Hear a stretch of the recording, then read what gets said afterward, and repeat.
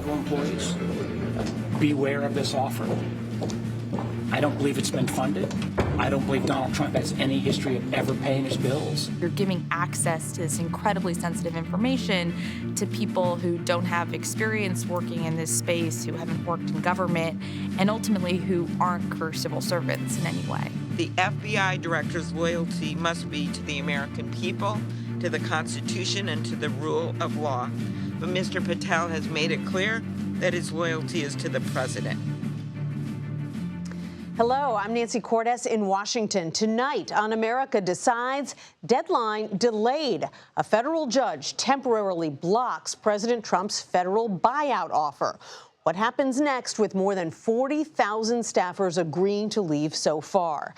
Democratic lawmakers are raising a red flag about whether the move is even legal. A focus on religion, the president gives remarks at the National Prayer Breakfast as he announces a plan to create a Freedom of Religion Commission. The task force will address anti-Christian bias he claims was boosted by the Biden White House. We have to bring religion back. We have to bring it back much stronger. It's one of the biggest problems that we've had over the last fairly long period of time. We have to bring it back.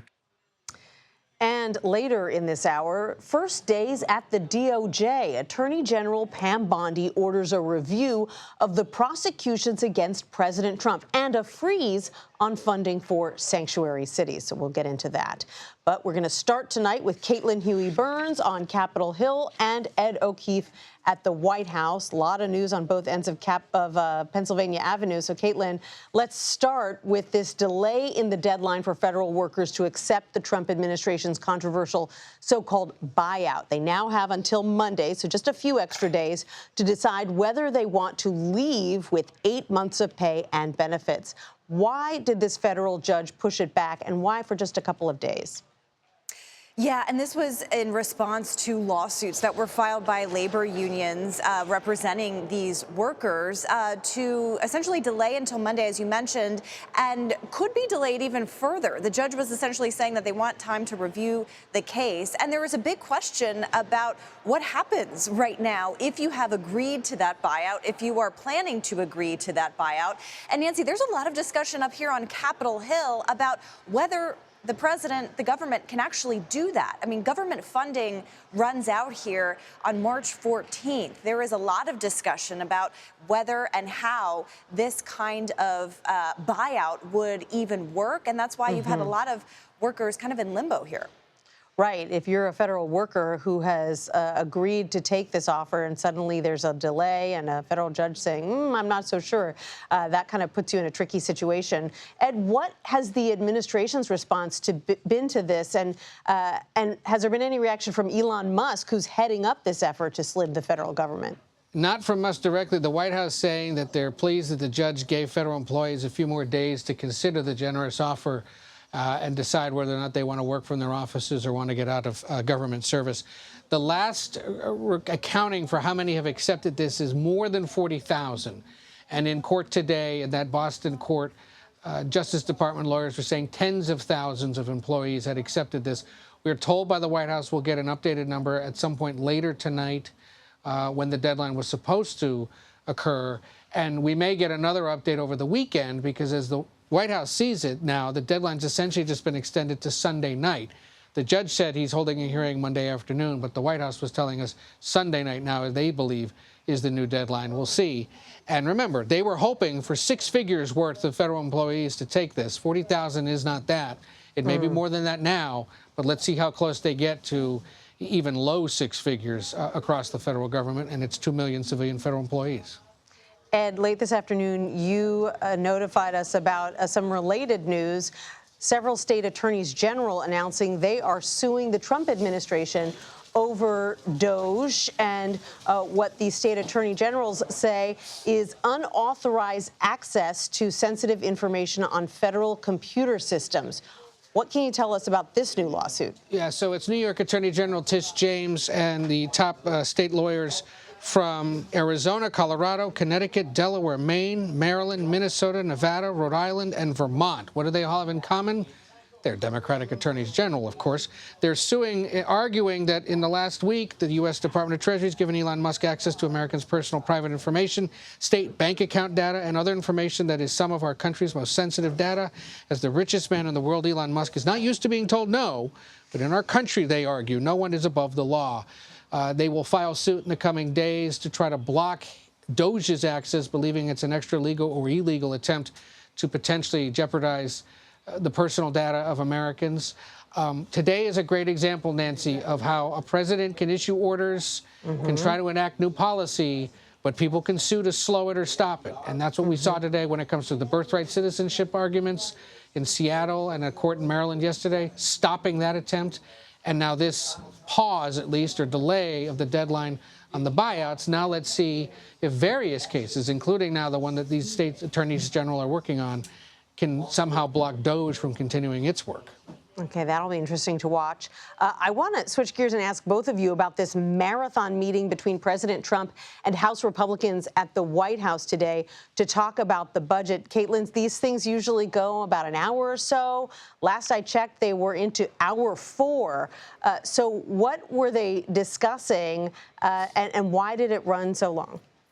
Yeah, Nancy, this went way over time. Actually, Speaker Johnson was supposed to be here in the Capitol meeting with Israeli Prime Minister Benjamin Netanyahu. Went well past that meeting. Netanyahu left, and Johnson and House leadership just returned here moments ago to the Capitol. And we just heard from some Republican leaders saying that this was a very detailed meeting. They got into the nitty-gritty on not only top-line budget numbers, but some of the detailed policies that they want to see. Leader Scalise told us that they got out a whiteboard and they were actually, working on numbers. And it's so important because we saw late last year how if Republicans and Donald Trump are not on the same page, this can easily blow up. So that's really the main priority here, is for lawmakers here on Capitol Hill to get a real sense of what the president wants, what he wants in this budget bill, what he'll want in a reconciliation package coming forward. Yeah. And by and large, there's been this debate up here on Capitol Hill of whether and when Congress will exert itself, given all the executive orders coming from the other side of Pennsylvania Avenue. And on this issue, on the budget, on reconciliation, moving forward on taxes, for example, that's where Republican lawmakers are trying to argue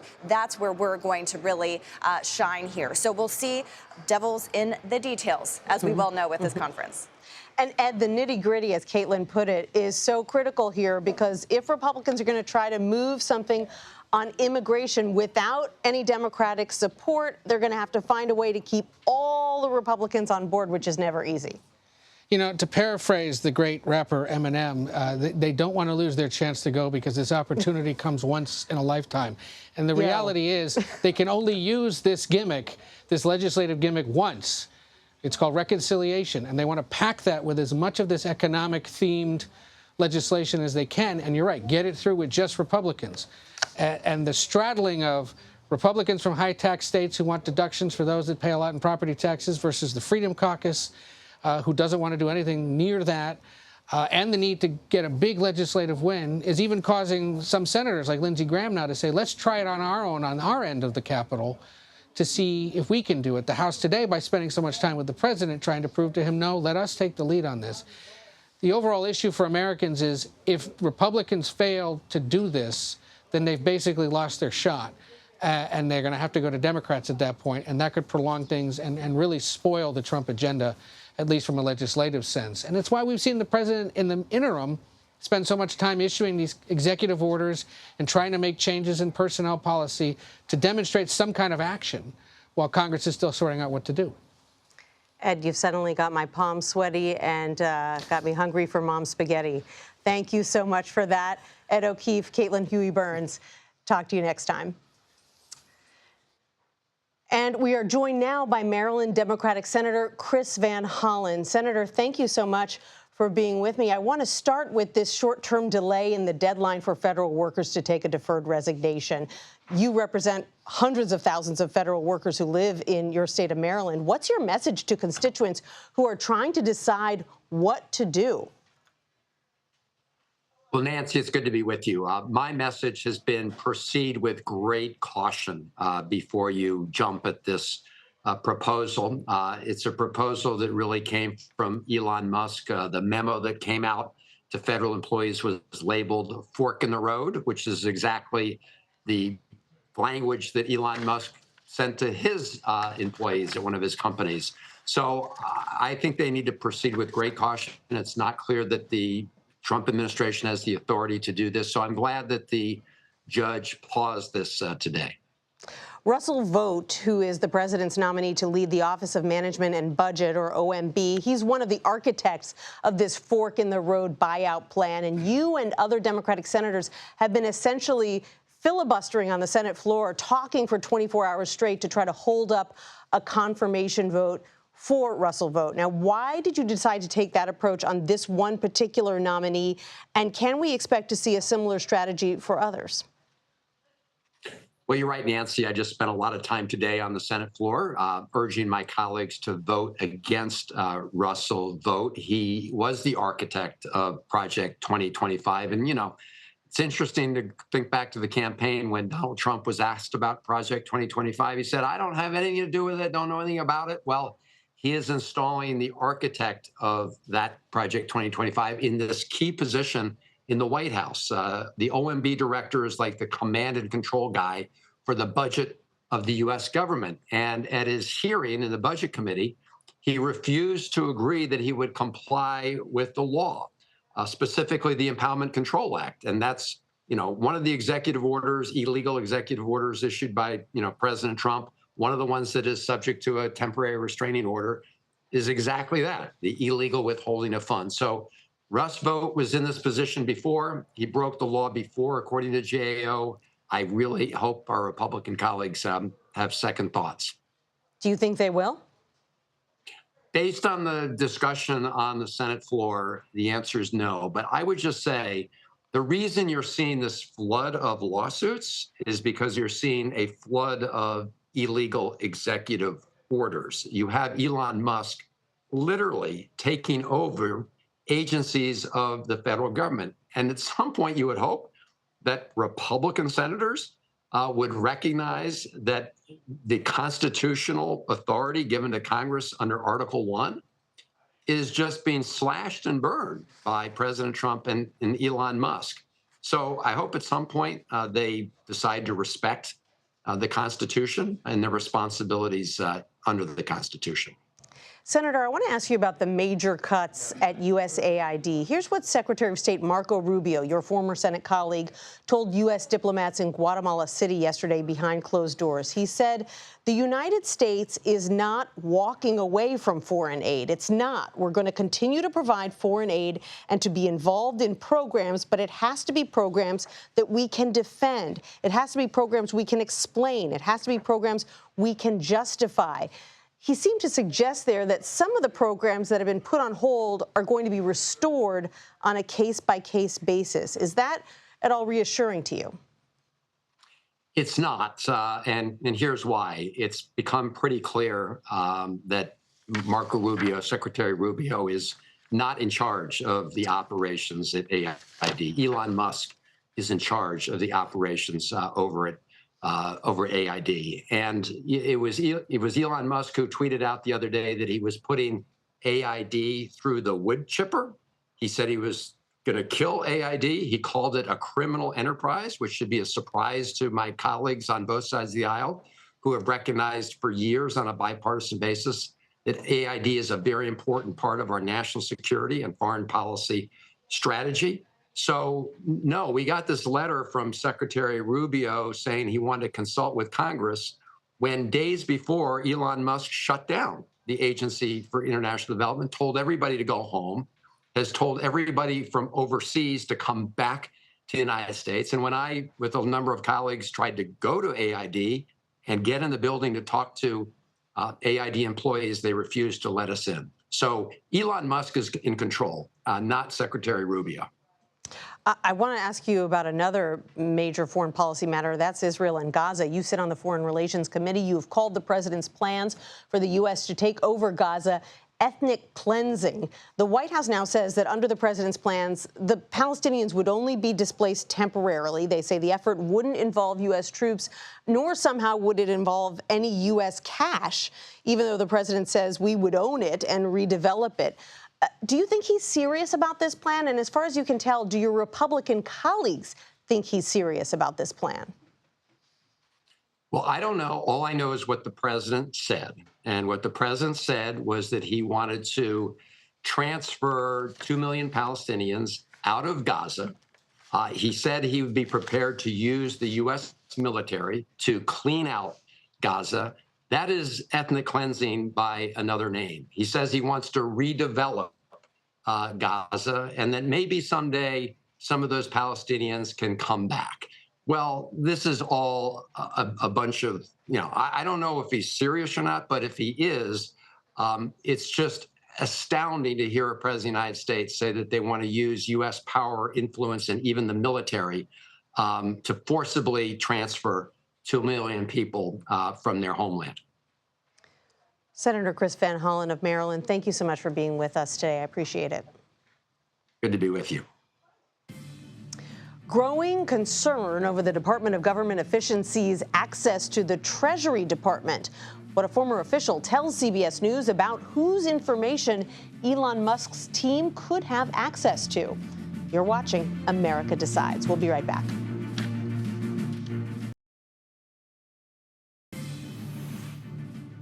President Trump has placed the Department of Government Efficiency, or DOGE, in charge of cutting the size and spending of the federal government. But the department's reach is prompting concerns over the access it has to some of the most confidential information for millions of Americans. The actions that Musk and his IT goons have taken they're illegal, very clearly illegal, but so far unprosecuted actions, have already compromised millions of Americans' privacy and data security. And if you want to understand how nervous you should all be, think about how hard Donald Trump worked to protect his tax returns from becoming public, even under a legitimate subpoena from the House of Representatives. So what's DOGE doing with that data? Let's bring in CBS News Chief Washington Correspondent Major Garrett. He has been looking into this. Major, good to see you. Great to be with you. In fact, you spoke with Natasha Sarin. She is someone who worked at the Treasury Department under President Biden. You asked her about the scope of the information that DOGE now has access to. Let's listen to a little bit of that exchange and then talk about it. Sure. I file my taxes electronically. I receive whatever refund I get electronically. Yep. Does that put me inside this database of the Bureau of It sure Fiscal does. Service? Okay. And your bank account information, that's how you get your refund electronically. Oh, right. Yeah. So not just who I am, where I live. How much you made, how much your refund is. All of that is in there. Absolutely. It is a vast ocean of data. And the most private, sensitive data about American citizens all sits in the Bureau of Fiscal Service and the Treasury payments ecosystem. So it's a lot. It's a lot. And I think for people Trillions who are every hearing year. this, Yeah. the basic questions they probably have are, how's this information going to be used? Right. And has it ever been accessed like this by an outside entity before? Not to our knowledge. Under no circumstances has an outside group of essentially IT consultants who speak first to Elon Musk, who then theoretically speaks to President Trump, have access to all this data. So it raises all sorts of terribly scary questions and some not so scary questions. But the terribly scary questions are, could you get into this data and redirect a payment? Send it somewhere else? In theory, yes. Could you reach into someone's bank account? In theory, yes. Now, those are the most catastrophic, scary scenarios. There's no evidence of that right now. The Treasury Secretary, Scott Bessent, has said to many people who have inquired, these tech officials who answer to Elon Musk have only currently read-only access, meaning they can just scan the data. The important word there was currently. Maybe a couple of days ago, they could get in there. And for what purpose? We don't know. Right, because there have been reports that they do have more than read-only access. More than read-only access. But here's something that, just take it out of those massively terrifying scenarios. Just think about this. Elon Musk personally has about $2.6 billion in federal contracts with his various companies. He now, even on a read-only mode, knows everything about every other federal contractor, some of whom are competitors. He knows every single thing about them, when they get paid, what they get paid. And that's information that provides tremendous theoretical competitive advantage to one person in America, an unelected billionaire who happened to write a check roughly for $280 million to President Trump's reelection campaign. And this is what he's gotten for it. That is a kind of singular access to data that in the commercial world is almost priceless. And when the White House press secretary was asked about this, she said, oh, well, if there is a conflict of interest for Elon Musk, he'll remove himself. He will self-identify his own conflicts of interest and remove himself in those situations, which is not how these things usually work. It's not how these things typically work. And think about it this way. Let's say you're on a read-only basis. You have all this vast data in front of you, Nancy. We've all heard the term, even I'm an IT dummy, and I've heard the term scrape. Scrape the data. Scrape the data. DOGE is shut down 6 months or a year from now. You're still holding on to the data. You still think that is valuable? You don't think that has a commercial price that someone would pay a lot of money for? Maybe you could parcel it off in bits and pieces and make money each and every one.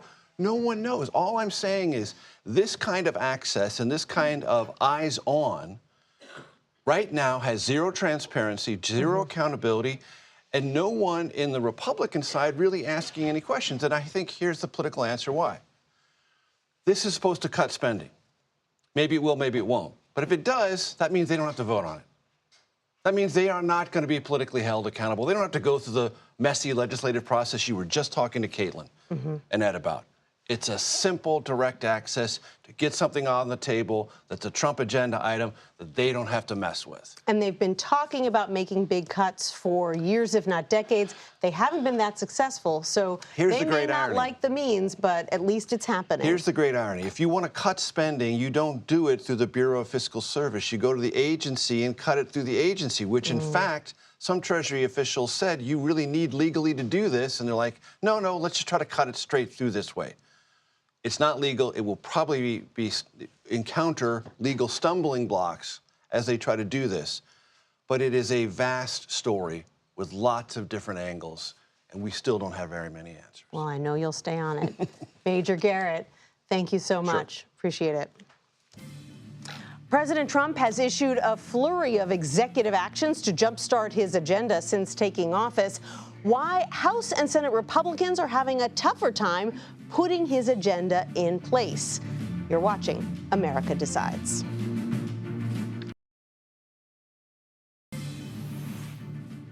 President Trump has not been shy about using executive power to advance his agenda. But there are questions about how successful Republicans might be pushing that same agenda through Congress.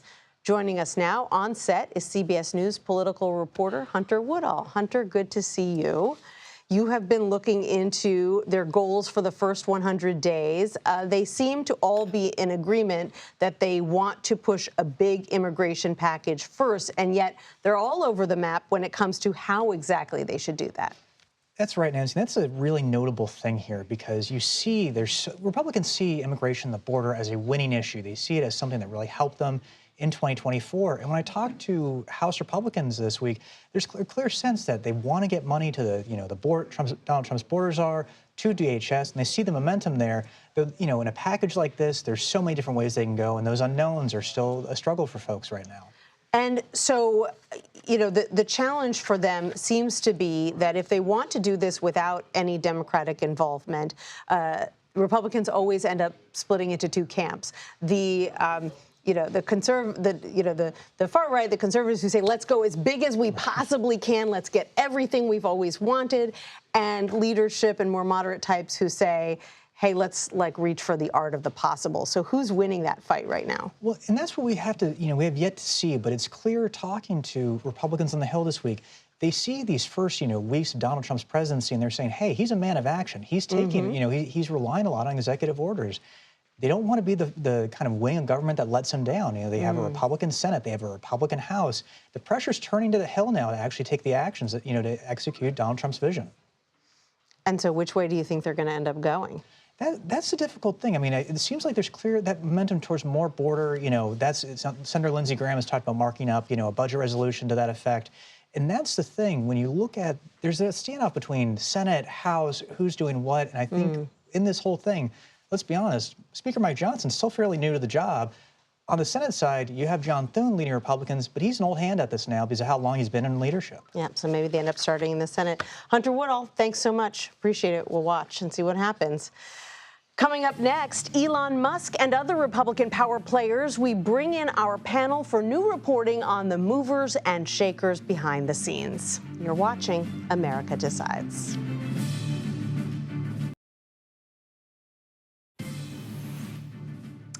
A federal judge has temporarily paused the Trump administration's midnight deadline for federal workers to accept a deferred resignation. He's set a hearing on Monday to hear arguments on the issue.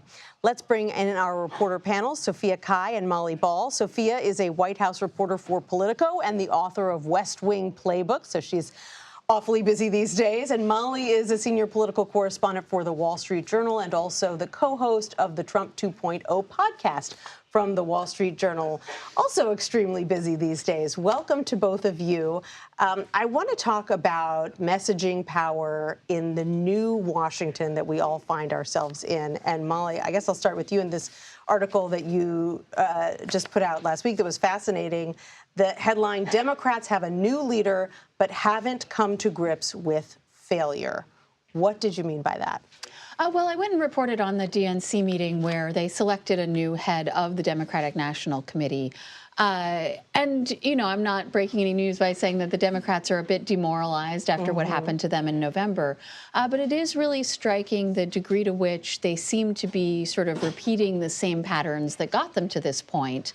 Rather than really changing any of the messaging that resulted in the loss in November.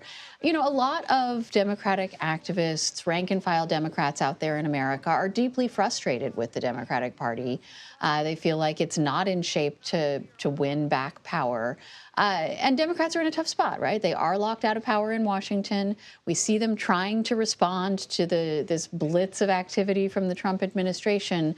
And there isn't that much more they can do. But I think there is still a deep frustration out there among their base that there isn't more that they are doing to try to fight back. Sophia, is there a sense that because there isn't much they can do, as Molly points out, that they need to have at the very least a grade A messaging operation to respond to this blizzard of executive orders coming out of the White House? And are they getting any better at it as the weeks have gone on? I think that if you talk to a lot of Democratic operatives, whether they're Biden folks, a lot of people say, look, we've got to get off of the couch and stop moping around. And there really seems to be a real vacuum when it comes to messaging. I think there's individuals coming up here and there to propose ideas, but I don't know if, Democrats have really united around a single issue, a single kind of messaging. I mean, even in terms of confirmations, Republicans were very cognizant that they didn't need any Democratic votes. And that is just the reality.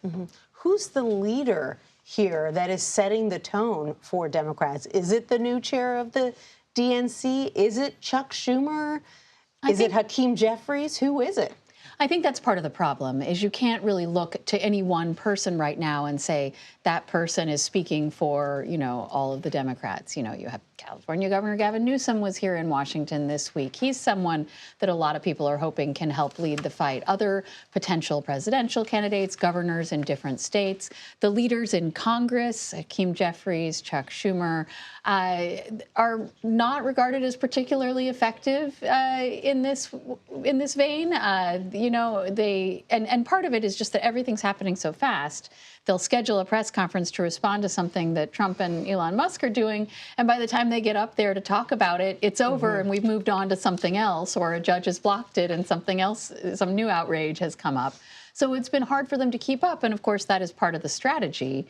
And there are some Democrats who hope that, some of what Trump is doing is just going to end up burning so much political capital that it blows back on him and there's a natural public backlash. And we do see Trump's approval rating starting to decline from the point it was at the inauguration.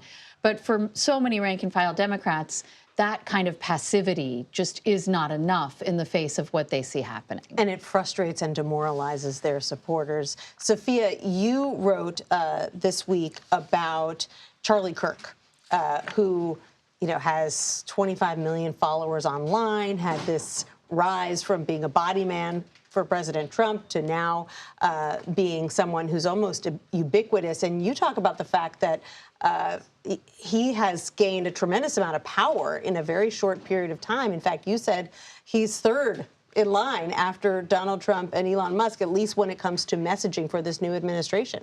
Yeah, I think that's right. I think for a long time we saw Turning Point and Charlie Kirk as like all the way over here. And now, if you really look at it, he's extremely close to J.D. Vance. J.D. Vance first guest on Air Force Two. He was at the White House in the first week. He was an unofficial back channel for the TikTok and Trump team negotiations when that was going on, before and after the inauguration. And he has really transformed his social influence into real political power because of how close he is to the nerve center of the current Trump White House, which includes people like Stephen Miller, people like Taylor Buttigieg, people like Sergio Gore. I mean, these people are all in like this next generation of MAGA and people who are running things behind the scenes. And that now also includes Charlie Kirk on the outside. Yeah, yet another example of how if you can control the message, you've got a lot of access to power. Sophia Kai, Molly Ball, thank you both for being here. I appreciate it. Tomorrow, thousands of USAID workers will be put on leave as a result of the Trump administration's efforts to slim down federal spending. Tom Hart, the CEO of Interaction, which represents about 170 non-governmental organizations, sat down with Face the Nation moderator Margaret Brennan to discuss his concerns. We think this administration will want to continue those programs, but after 90 days, some of those implementers and some of those programs will be gone. In short, it's not what they're doing, but how they're doing it. Yes. That's the problem. I think it is a bit of both. We are worried that after 90 days, so much damage will have been caused to this that it'll be extremely hard to restart programs on the ground. We have no problem with a review. We do have deep concerns with dismantling the system before you do the review. Coming up next, the moves already being made by Pam Bondi to transform the Department of Justice. You're watching America Decides.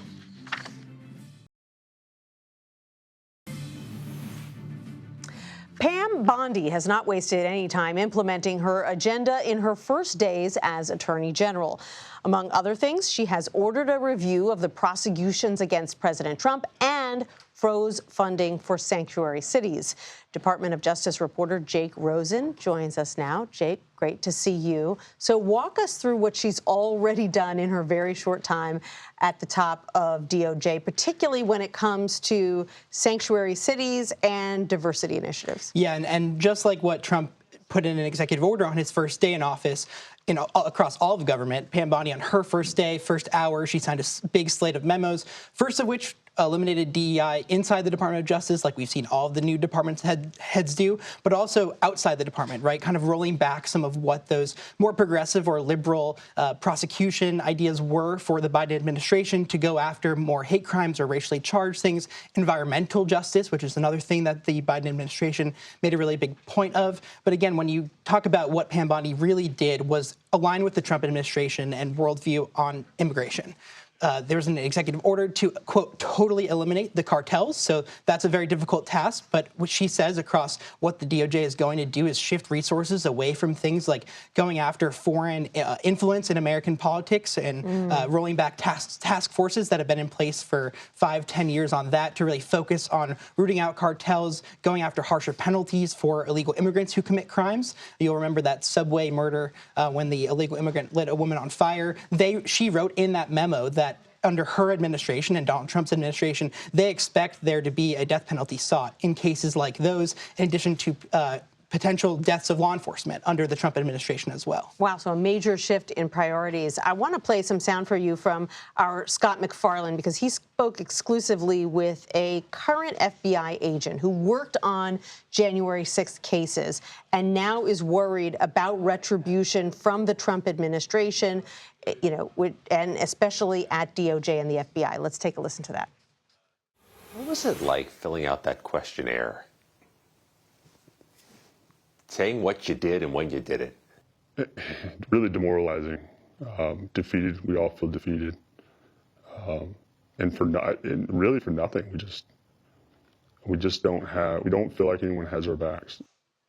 How widespread are the concerns that FBI agent is describing? Extremely widespread. And in a court hearing today, between some of those FBI agents and the FBI Agents Association, which are suing the Department of Justice right now to kind of preserve that name of those agents who worked on the January 6th and Trump-related investigations, the attorneys repeatedly laid out through over 5 hours of hearings today how worried they are for their clients' safety kind of in this environment that we're living in, but also were any further details, not just necessarily in this case, but once Kash Patel, if and when he gets confirmed, what he might further do. They're extremely worried, especially when you have people like Elon Musk and Donald Trump who have not been afraid to kind of release and prod and push more information about these agents and people out online. Right, and so many of these agents were just assigned to do that work by their superiors. Jake Rosen, thank you so much.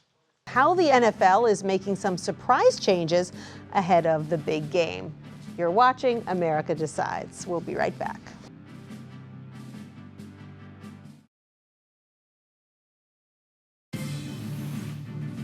The NFL is removing the words "end racism" from the end zone ahead of Super Bowl Sunday. It's the first time that those words will not be stenciled in at least one of the end zones since February of 2021. Despite some big changes in Washington recently, the commissioner of America's most popular sports league says his organization is committed to continuing diversity initiatives. Mike Silver is a national columnist at The Athletic. He has been reporting on this and joins us now for more on Sunday's big game. Mike, thank you so much for being with us. You have spoken to your sources who tell you that the NFL is going to be removing the words "end racism" from the end zones, and they're going to be stenciling in "choose love" instead. What's behind the change? Well, Nancy, this was a very conscious decision by the league. And it can only be framed under the prism of what's going on politically. So many institutions, as you know, are either voluntarily or involuntarily moving away from DEI and other shows of anti-racism in this country. And so it coalesces with the expected attendance of the president, which is the first time a sitting president will attend a Super Bowl. They made that decision, told the people up high, this is what we're doing. And then a couple of days later, the commissioner went out and did stick up for DEI in his press conference. Have you been able to get a sense of how that decision is sitting with the players?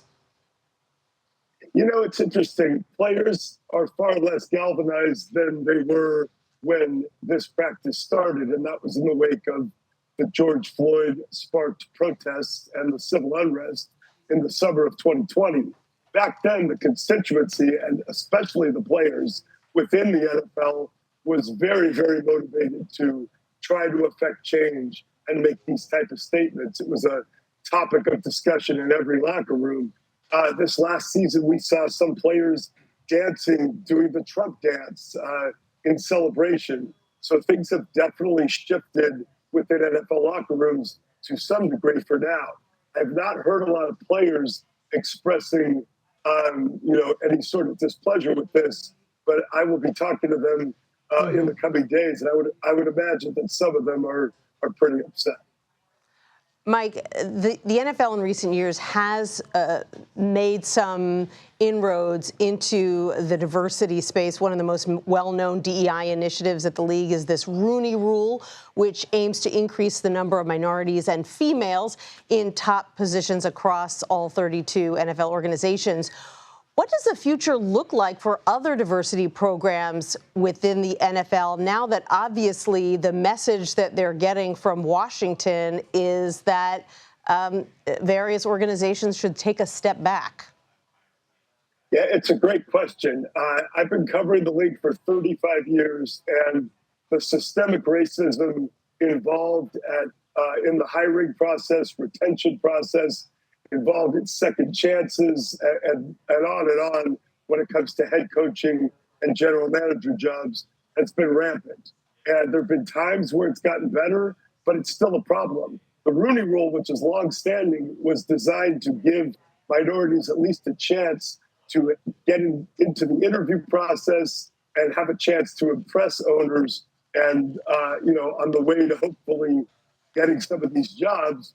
But one bad byproduct of the Rooney Rule, which has been tweaked a few times, is that when a team really wants to hire a white coach or general manager, sham interviews sometimes seem to be a result of that. And there is some blowback toward that. But I believe the commissioner when he said on Monday that they are sticking with their commitment to DEI.